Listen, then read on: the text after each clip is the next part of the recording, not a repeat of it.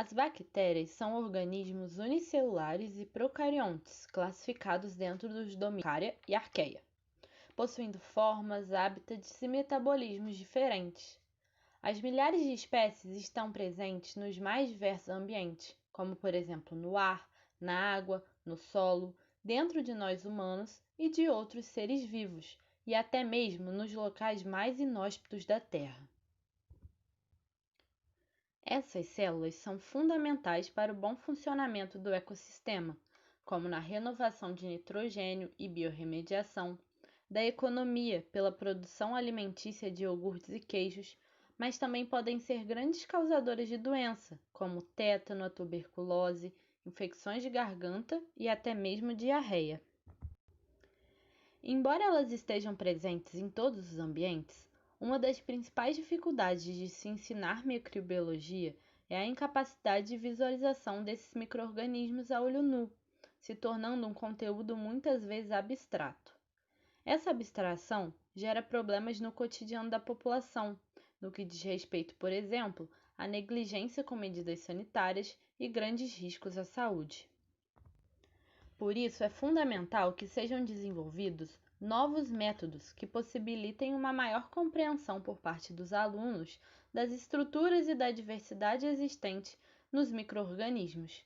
Nessa atividade, vamos construir modelos que mostram os diferentes formatos e arranjos que as bactérias podem apresentar.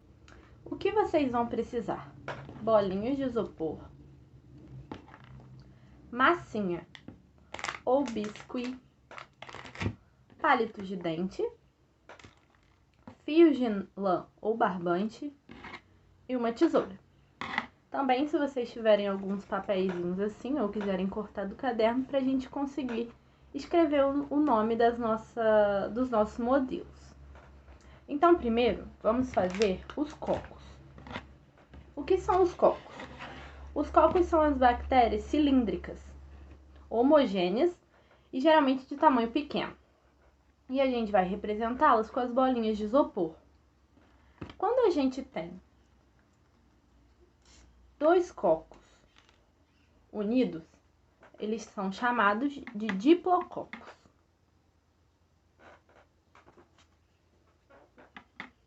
Diplococos. Quando eles são ligados por 4 cocos, eles são chamados de tétrades.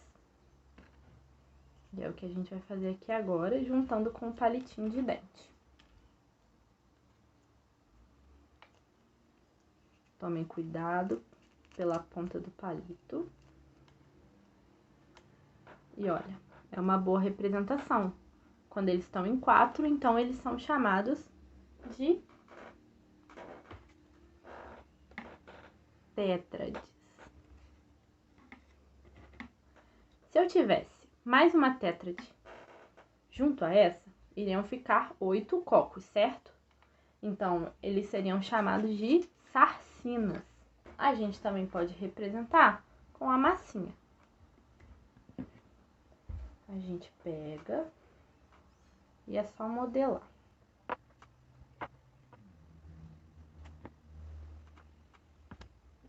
E o legal de trabalhar com biscuit, por exemplo, é que após a secagem dele, ele fica durinho. Então, a gente pode usar tanto em exposições escolares, como até mesmo para enfeitar o quarto ou a sala de aula. Vou pegar mais um pedacinho aqui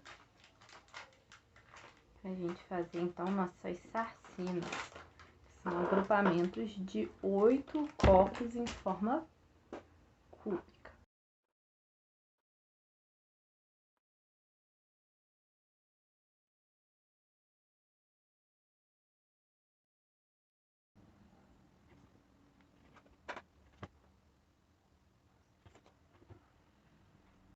Então, as sarcinas são os cocos agrupados em 8 de maneira cúbica. Os estreptococos são uma sequência, como se fosse um colar de pérola ou de miçanga, como se fosse esse aqui que eu tô usando, de cocos. Então, para a gente montar eles, a gente coloca um a um e vai encaixando com um palitinho e também com biscuit. Se você quiser representar de outra forma, você pode, por exemplo, montar um colar. Então, lembrando que os Streptococcus são cocos agrupados em cadeia. Aperta direitinho para não soltar, tá bem? Já os Estafilococcus, eles são o quê? Eles são arranjos irregulares. Então, você pode juntar várias bolinhas de isopor como se fosse um cachinho de uva. Ou então, representar com próprias uvas, por exemplo.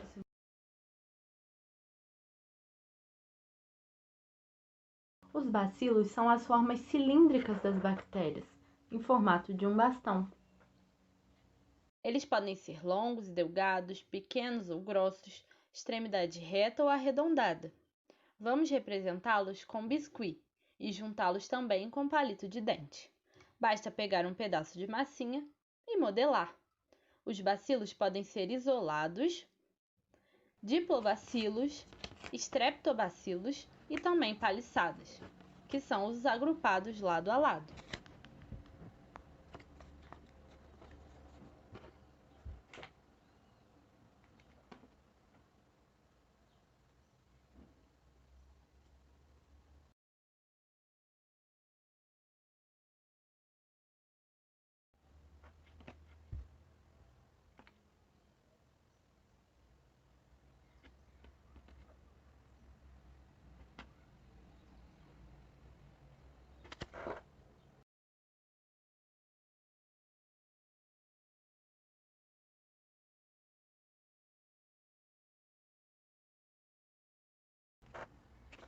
Os espirilos têm forma espiralada e possuem um corpo rígido e se movem às custas de flagelos externos. Já as espiroquetas também são espiraladas, mas são flexíveis e locomovem-se provavelmente às custas de contrações citoplasmáticas. Conseguiram reparar a diferença ao montar o modelo com a massinha? Para representar os flagelos, podemos usar o fio de lã, ou então um pedacinho de barbante.